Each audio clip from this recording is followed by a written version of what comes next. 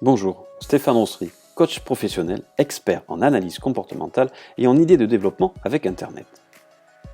La première journée, vous avez pu comprendre les avantages de se connaître mieux.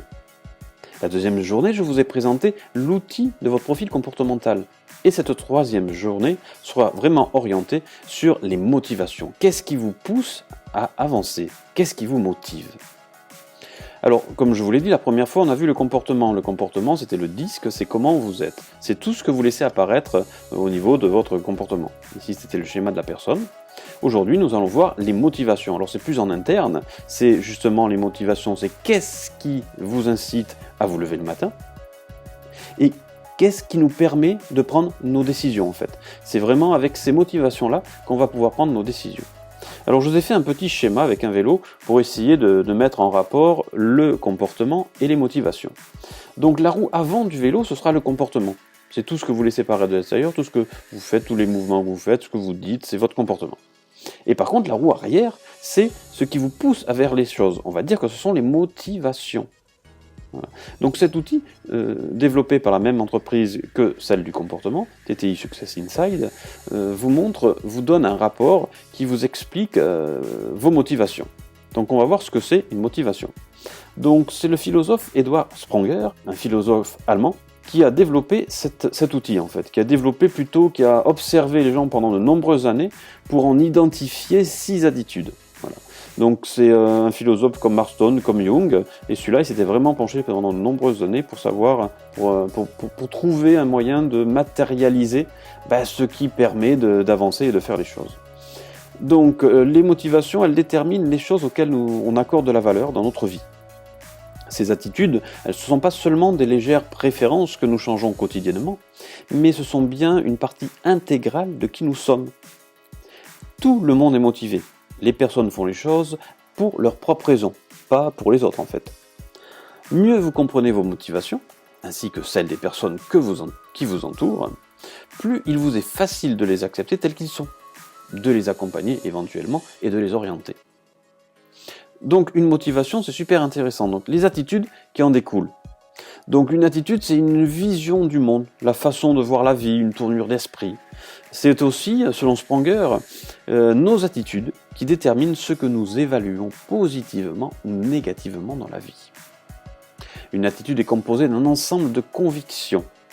Et enfin, deux personnes distinctes avec une attitude similaire peuvent avoir des convictions différentes. Néanmoins, elles accorderont de l'importance aux mêmes choses de la vie. Ce qu'on peut dire, c'est que nous observons le monde toujours par la fenêtre de nos attitudes. Et notre vision du monde est colorée par nos deux attitudes principales. Alors vous allez me dire, combien y a-t-il d'attitudes? Eh bien en fait, Spranger a déterminé 6 attitudes différentes. Et nous allons ici les découvrir les unes après les autres. La première attitude, ça va être l'attitude cognitive. Donc c'est une passion de découvrir, d'apprendre. C'est une personne qui a vraiment le besoin de comprendre ce qu'elle fait. Elle ne peut pas faire les choses si elle ne les comprend pas. Elle ne sera pas motivée. Voilà.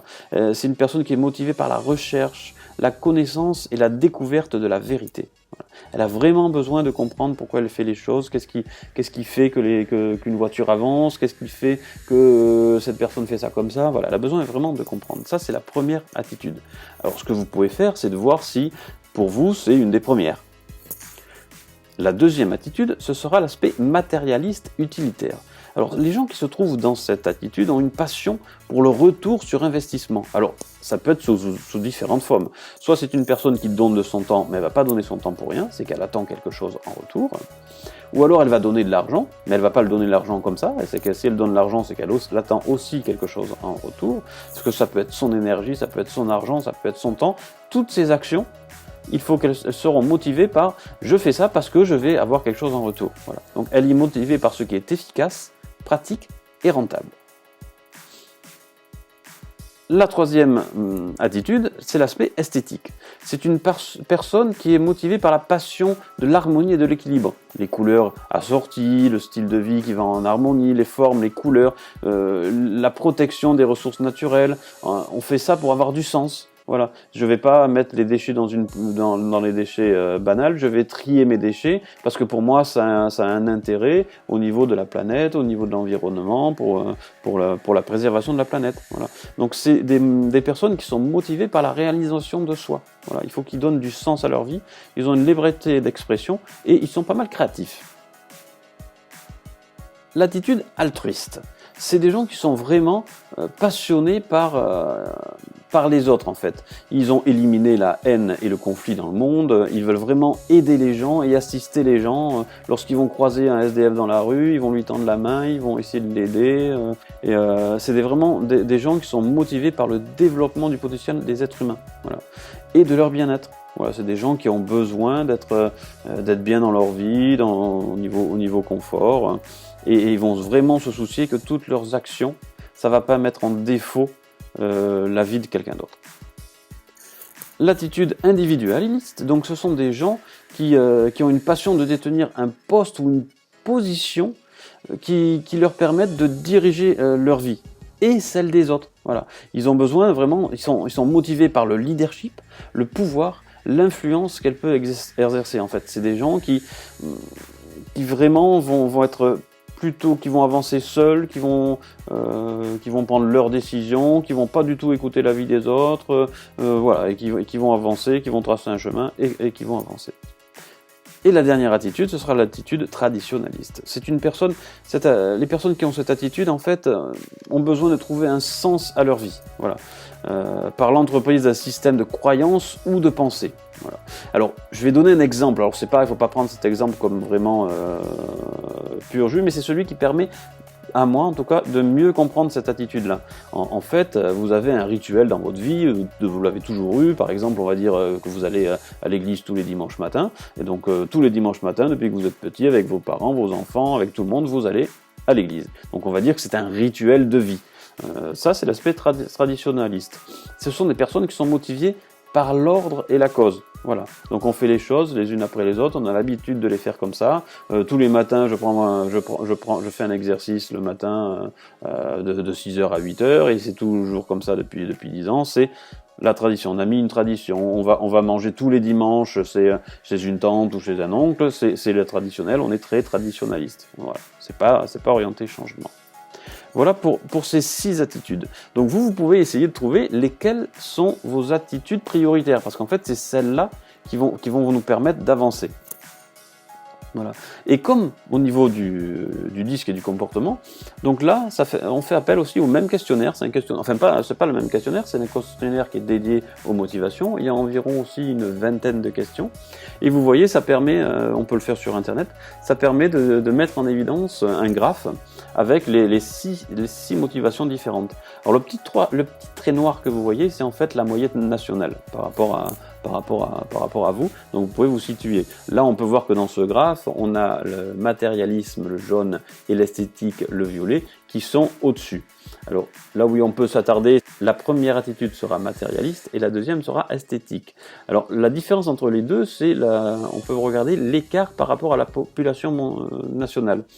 Et ce qu'il faut savoir, c'est que dans l'esthétisme, on voit que la moyenne est vraiment beaucoup plus basse, donc il est nettement au-dessus de la moyenne. Donc c'est une valeur, c'est une attitude une motivation très importante pour cette personne. Voilà. Et si on va regarder la dernière qui sera cognitive, vous voyez par rapport à la moyenne nationale qui se trouve nettement au-dessus, cette personne-là a une attitude cognitive beaucoup plus basse. Donc en fait, cette personne n'a pas besoin de comprendre pour avancer, elle n'a pas besoin de comprendre les choses pour avancer. Voilà, c'est un tir d'exemple. Donc, à vous, le questionnaire pourra vous permettre de savoir exactement où vous êtes au niveau des attitudes et ce qui va vous permettre d'avancer. Alors, c'est beaucoup plus facile pour vous motiver, en fait, si vous connaissez vos attitudes prédominantes. Donc, comme je vous ai dit tout à l'heure, c'est un rapport où il y a une vingtaine de pages. Alors, il y a des graphes, il y a les explications pour vous dire, vous avez cette attitude-là, vous pouvez, qu'est-ce que vous pouvez faire avec ça, comment vous pouvez avancer. Donc ce sera le deuxième rapport. Donc nous arrivons là au terme de cette formation gratuite qui vous permettait d'avoir des éléments pour savoir qui vous êtes vraiment. Cependant, si vous voulez avancer plus vite, si vous voulez avancer plus loin, il faudra remplir vos questionnaires. Donc pour cela, il suffit de cliquer sur les liens dessous ou de me contacter directement et je vous enverrai le questionnaire ainsi que le tarif correspondant. Vous pouvez faire votre profil comportemental juste sur l'aspect comportement. Vous pouvez aussi le faire sur l'aspect motivation. Vous pouvez combiner les deux, comportement plus motivation. L'avantage, c'est que le prix sera plus intéressant. Et pour aller encore plus loin, une fois que vous avez fait ce profil, moi je vous propose de vous coacher par rapport à vos activités, par rapport à votre besoin, et en vous expliquant vraiment en détail ce que le rapport vous donne et qu'est-ce que vous pouvez en faire. On trouvera les pistes d'amélioration, on trouvera des éléments vous permettant d'avancer, et on pourra essayer de comprendre si vous avez un blocage, d'où il peut venir. Voilà. Donc je reste à votre disposition, n'hésitez pas à me poser toutes vos questions, et je vous dis à bientôt.